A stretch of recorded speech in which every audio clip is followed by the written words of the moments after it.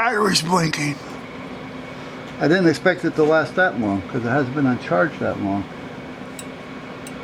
Anytime now. What about you? Oh, you're still going? Good for you. Finally. I even have the screwdriver here for it. Alright, if the overhead goes out, I'm going to let it go out. I must have put those screws someplace. I mean, I wouldn't have just put them someplace where they didn't belong. They're a long screw with a small head.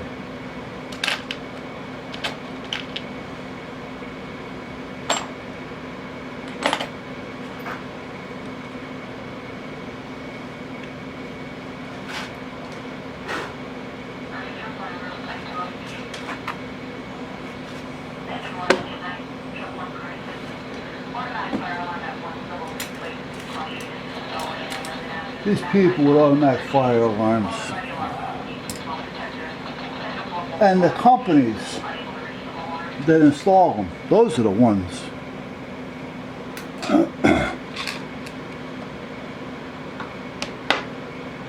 There was a house that actually it was in West Haven, this one particular house.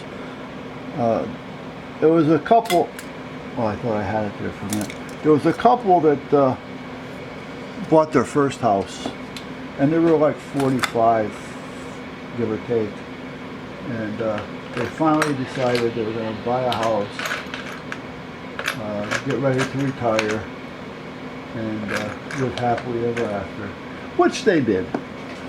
But the problem being is they wanted to have an alarm system, so they call up the alarm company, and the salesman comes out.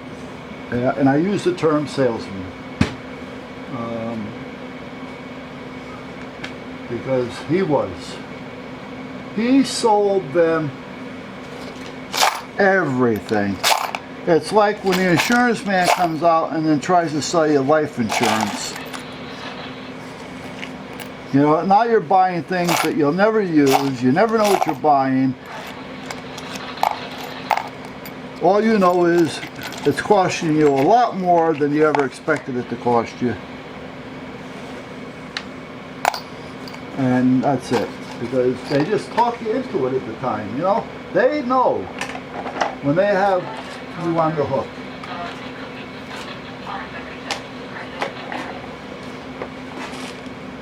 And he sold him fire alarms, motion detectors, doors, magnetics, oxygen,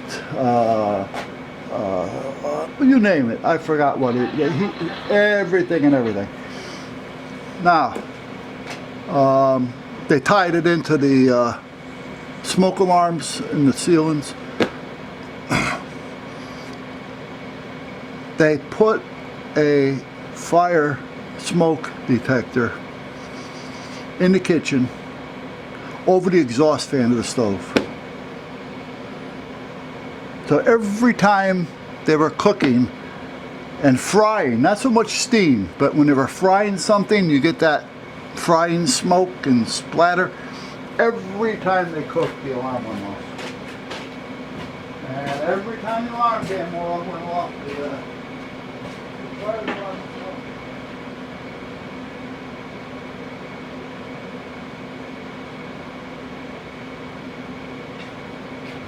Well, after 2 or 3 false alarms, you were going to start getting charged by the monitoring company, as well as the monitoring company charges you a monthly VIG already. But now what that depends upon is how many things you have them monitoring and how many contacts you have, and you know, so they squeeze every penny out of you. Well, they had these people set up so bad. I mean, they had smoke alarms where you know you're going to get smoke. Fire alarms are okay. They did put one down near the furnace, which is good. I mean, there's places that are, you know, but in the kitchen, you know, over the stove.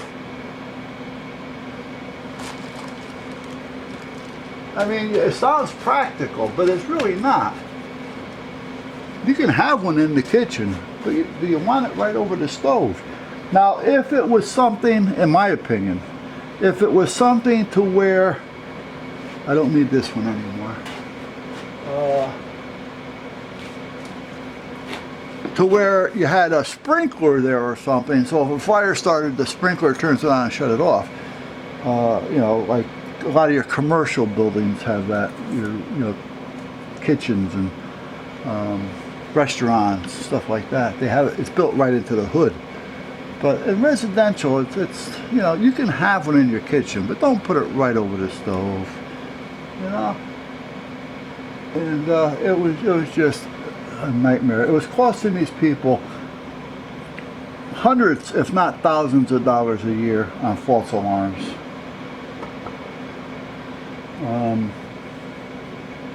The first year that the town kind of was a little lenient with them, and they kept telling them, you have to do something, you have to get that adjusted, you have to relocate it a little bit, you got to do this, you got to do that. And you know, it just went on deaf ears because the alarm guy told them that's where it has to be. So who's the town? They don't know anything.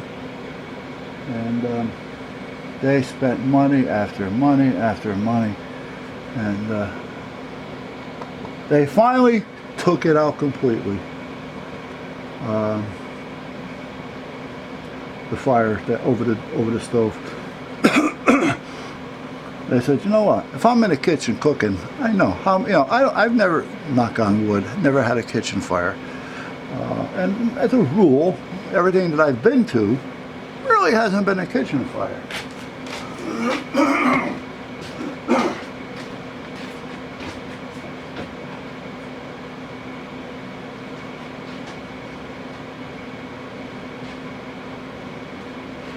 Actually, the only kitchen fire that I really know of that caused any damage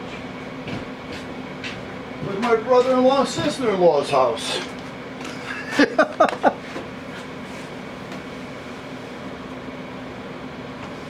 The smart-ass brother-in-law was cooking,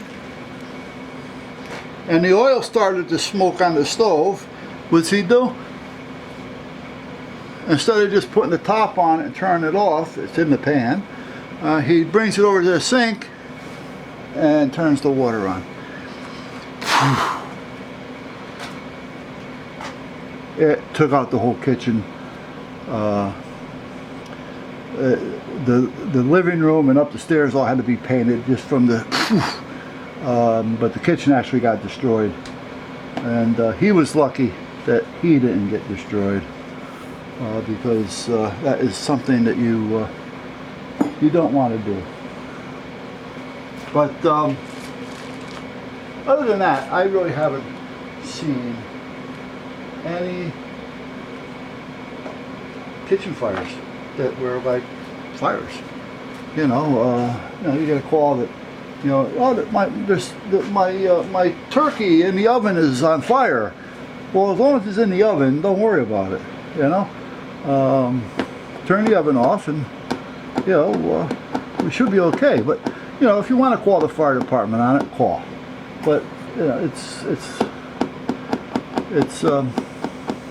and if you're stupid enough to open up the door, well, that's another problem. And not having a fire extinguisher, that's naturally a problem. But for most part, you know, a lot of your stoves, your appliances are made to hold and not let it splat.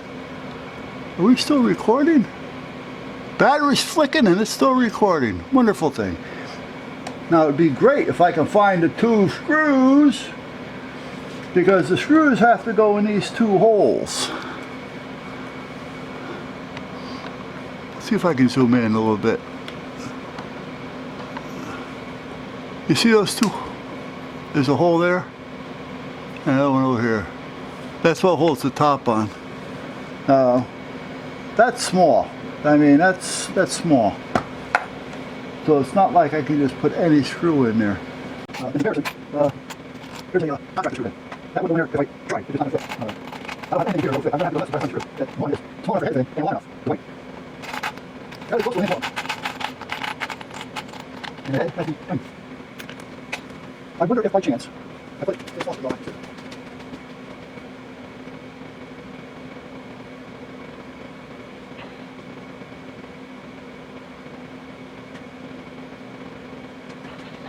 I know what I haven't been in the house. And the last time I was talking to the wife, she told me to begin at 2:30. Oh, yeah. I don't know, in fact, that's 4 o'clock now. Come on, get in there.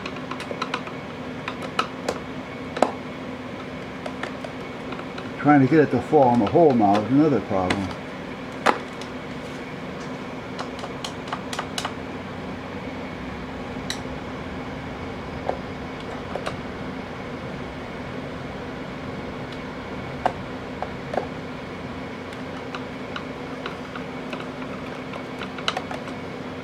Nope.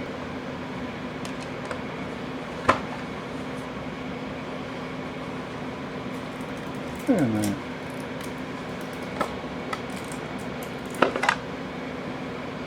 They're still in here. Okay.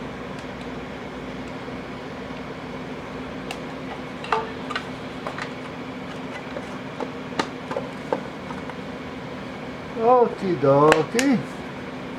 It just had to be screwed in. I was wondering why that other screw wasn't fitting in there. And then when I was looking down there, I said, I don't see a hole. I didn't see a hole. Because there was screws in the hole.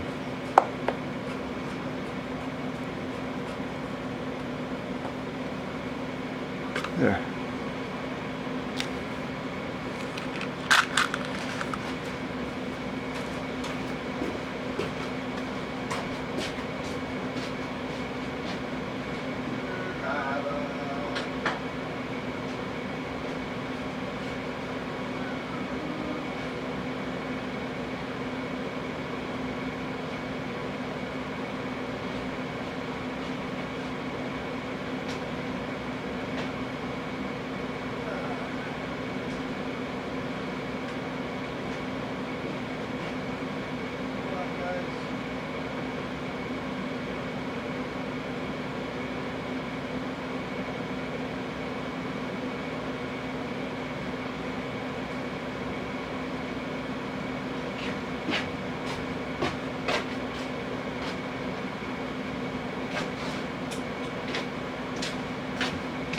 I don't know if you can tell, but I'm shuffling around because I got my sandals on. So I kind of shuffle. Okay, turn the light off. Put my head on the camera. Nice move, Buzz. This is done. I just got to bring the remote out here with me. Tie this up to power. And I'm going to have to reprogram the remote. Because it's a different head, a different control box.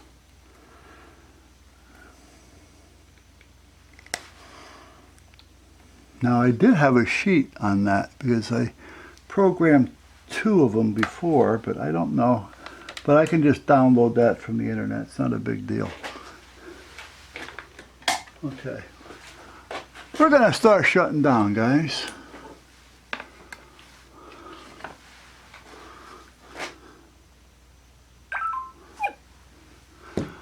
And let's shut you down.